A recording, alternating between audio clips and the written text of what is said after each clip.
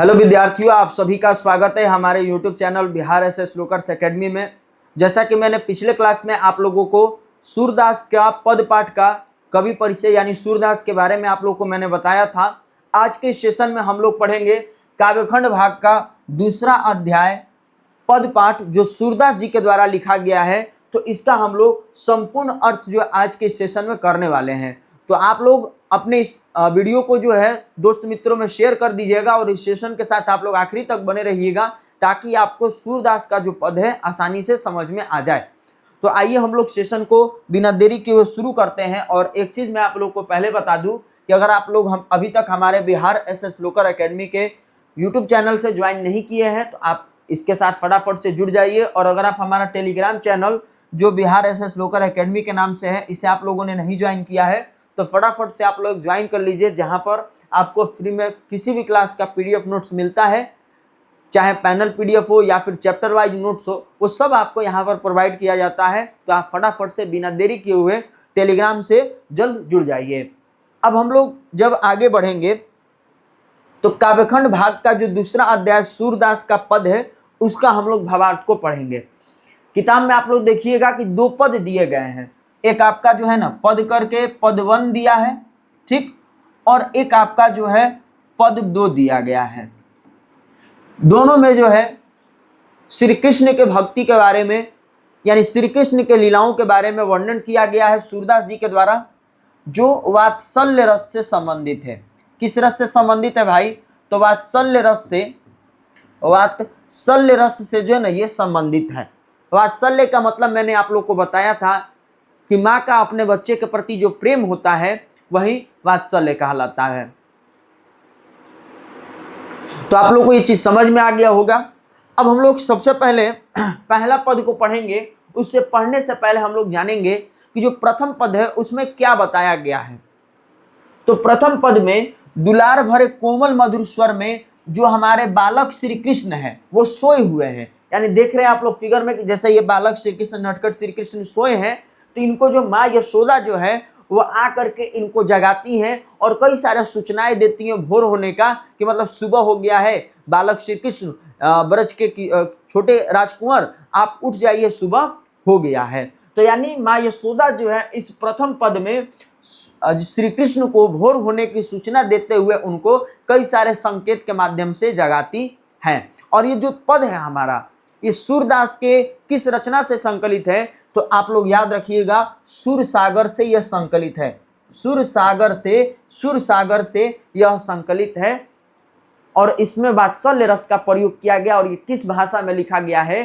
तो ब्रज भाषा में लिखा गया है। मैं लिख भी दे रहा हूं यहाँ पर, ये ब्रज भाषा में लिखा गया है। ब्रज भाषा में संकलित सूरदास की जो सूर सागर रचना है वहां से यह लिया गया है, जिसमें माँ यशोदा के द्वारा दुलार भरे कोमल मधुर स्वर में श्री कृष्ण को भोर होने की सूचना देते हुए जगाया जा रहा है। तो क्या कहा जा रहा है पहला पद में, इसको हम लोग ध्यान से समझेंगे। एक एक लाइन बाय लाइन चीजों को पढ़ते हुए हम लोग आसानी से समझेंगे। कहा जा रहा है कि जागिए ब्रजराज कुंवर कवल कुसुम फूले, यानी कि जागिए का मतलब क्या होता है? जागना, ठीक ना। जागिए का मतलब क्या होता है? जागना होता है, ठीक। ब्रजराज कुंवर मतलब होता है ब्रज के छोटे राजकुमार, ब्रज के छोटे राजकुमार, ठीक। इसके बाद कवल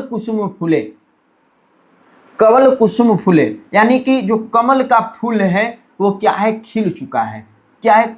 कमल का फूल का खिलना।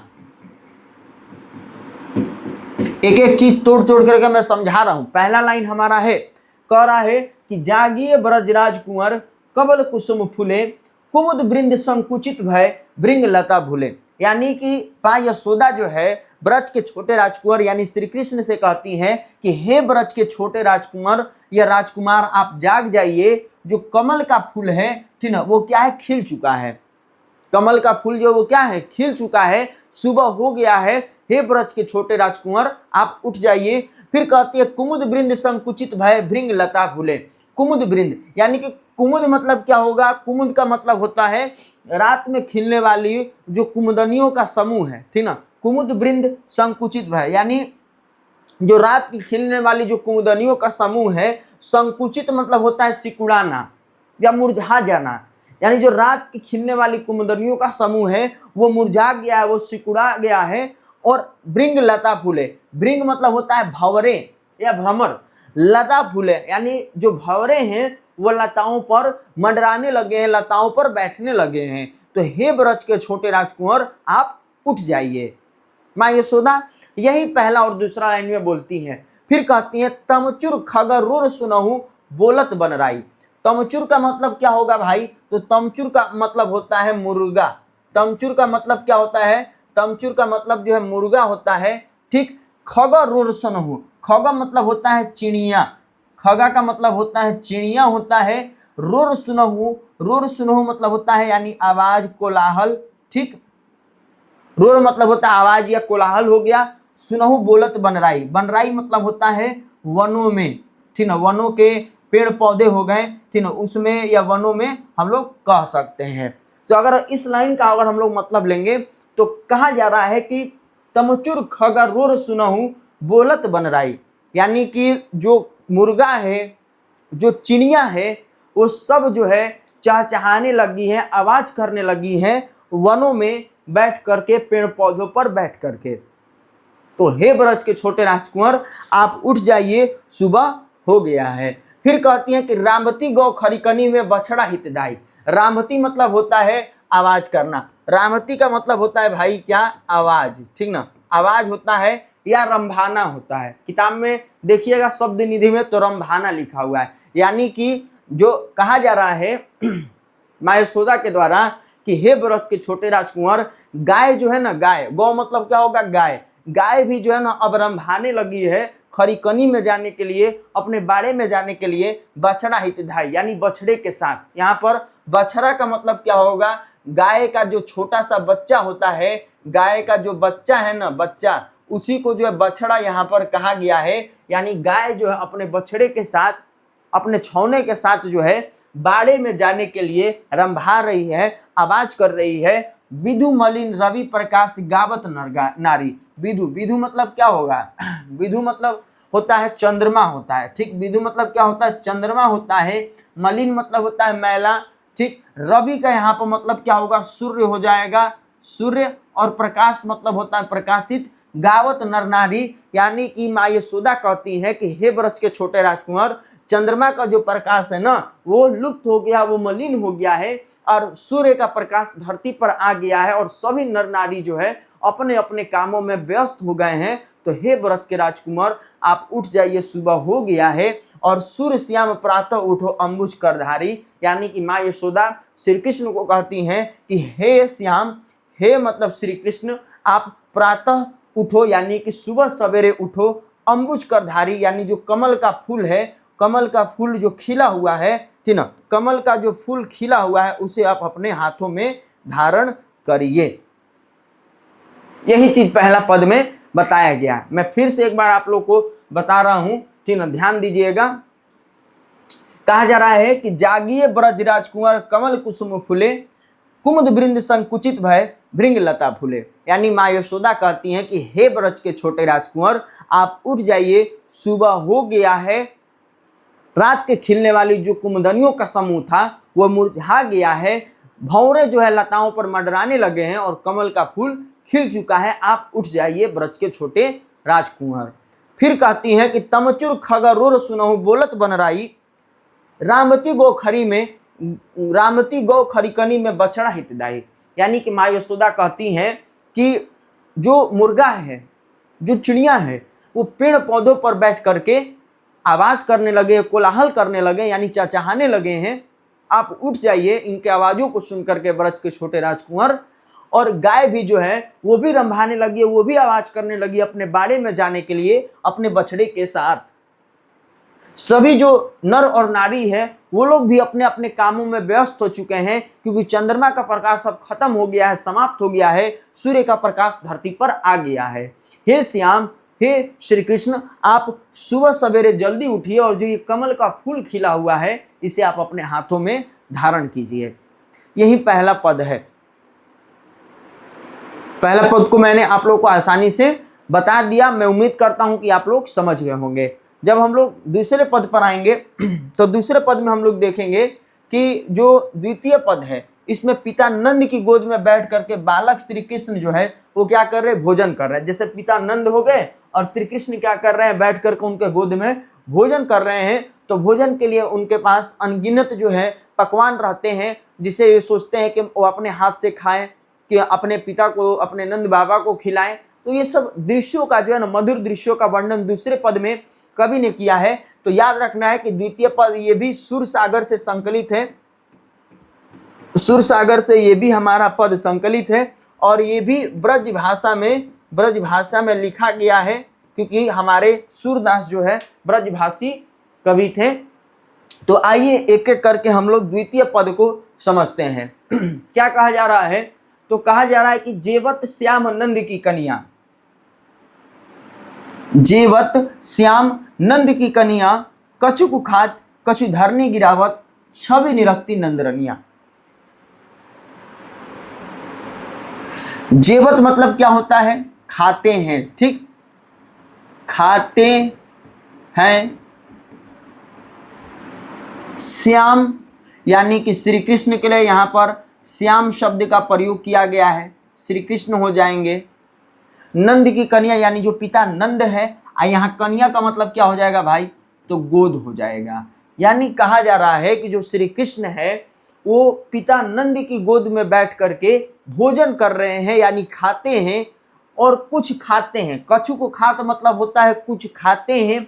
कछु धरनी गिरावत यानी कुछ धरती पर गिराते हैं। अब छोटा बच्चा क्या होता है, खाना खाता है तो कुछ खा रहा है, कुछ अपने चेहरे पर लगा ले रहा है, कुछ जमीन पर गिर रहा है, गिरता है ना। तो वही चीज यहाँ पे भी श्री कृष्ण छोटे हैं तो पिता नंद की गोद में बैठ करके ये भोजन कर रहे हैं। तो भोजन करते वक्त ये कुछ खा रहे हैं अपने मुख में, कुछ इनके मुख से जो है ना धरती पर गिर जा रहा है। और छवि निरक्ति नंद रनिया यानी इस छवि को, इस दृश्य को जो है ना, जो उनकी माँ यशोदा है ये देख करके निहार रही है उनको कि कितना प्यारा दृश्य लग रहा है, कितना प्यारा मेरा नटखट बालक कृष्ण लग रहा है कि पिता के गोद में बैठ के भोजन कर रहा है, खा रहा है तो उसके मुख से गिर रहा है। तो ये दृश्य कितना एकदम मधुर लग रहा है, ये माँ यशोदा देख करके वो निहारती हैं। फिर कहा जा रहा है कि बड़ी बड़ा बेसन बहुभातनी व्यंजन विविध अगनिया, यानी जहां पर वो बैठ के भोजन कर रहे हैं, जहां आंगन में बैठ के भोजन कर रहे हैं, तो उनके पास अलग अलग प्रकार के, विभिन्न प्रकार के, ठीक ना, विभिन्न यानी विविध मतलब क्या होगा, विभिन्न प्रकार के व्यंजन यानी खाने वाले पदार्थ इनके पास रखे हुए हैं। बड़ी का जो है ना, बड़ी यानी बेसन से बना हुआ पदार्थ इनके पास रखा हुआ है, मतलब अलग अलग, जैसे पकौड़ी हो गया बेसन से बना हुआ, या फिर और बेसन के खाने वाले पदार्थ जो इनके पास अनगिनत रूप से रखे हुए हैं, जिसको वो अपने हाथ से डारते हैं। डारत मतलब क्या होता है, मतलब ढारना, मतलब निकालना एक तरीके से, उसको खाते हैं, यानी अपने हाथ से डालते हैं प्लेट में, पत्तल में जो उनके पास रखा हुआ है, डालने का कोशिश करते हैं कि मैं अपने हाथ से डालूंगा, अपने हाथ से जो खाऊंगा, लेत अपने कर, उसको जो है, जो पात्र है खाने का उसको अपने पास रखना उनको अच्छा लगता है। और रुचि मानत दधी दुनिया, और जो दही का पात्र है, दही का जो दोनी है, यहाँ पर दधी दुनिया मतलब क्या होगा, दधी मतलब दही और दुनिया मतलब होता है पात्र हो गया, यानी कि जो दही का जो पात्र है जिसमें दही रखा गया है, उसको अपने सामने, अपने पास श्री कृष्ण को रखना जो है अच्छा लगता है। तो वही कह रहे हैं कि डारत खात लेत अपने कर, यानी अपने हाथ से डारते हैं, अपने हाथ से खाते हैं, और दही का पात्र जो है इनको अपने हाथ में लेना अच्छा लगता है।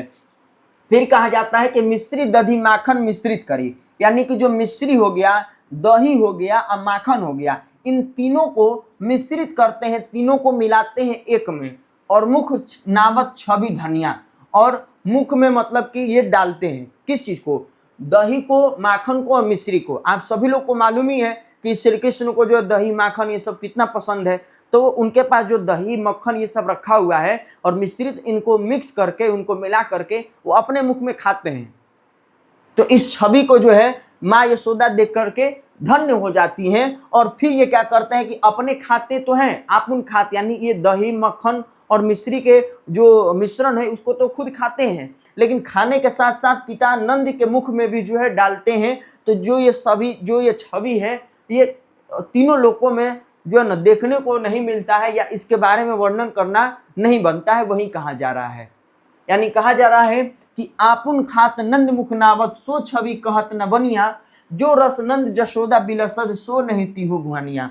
यानी कहा जा रहा है कि जो ये दही मिश्री माखन का जो मिश्रण है, इसको श्री कृष्ण अपने मुख में डालते हैं, साथ ही साथ अपने पिता नंद के मुख में भी डालते हैं। तो इस छवि को देख करके कहने योग्य या वर्णन करने योग्य नहीं बनता है।